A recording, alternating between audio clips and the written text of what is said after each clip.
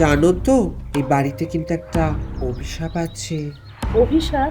লোকে বলে ইতিহাস বারবার ফিরে আসে, তাই একটু সাবধানে থেকো।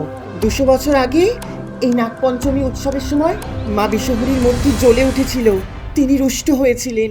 লোকে বলে সেই সময় যিনি কর্তা ছিলেন সেই বছর তার বিয়ে হয়েছিল, আর ফুলশয্যার রাতে সাপের কামড়ে মহেন্দ্রনাথ মারা যান।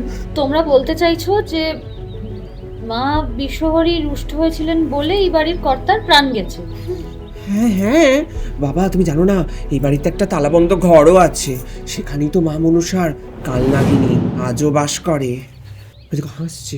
আমি থাকতে আমার পরিবারের কোনো ক্ষতি আমি হতে দেব না। কোনো কালসাপ আমার পরিবারের গায়ে আঁচ লাগাতে পারবে না। দুধ কলা দিয়ে শুধুমাত্র মায়ের পুজোই হবে, কোনো কালসাপ পোষা হবে না।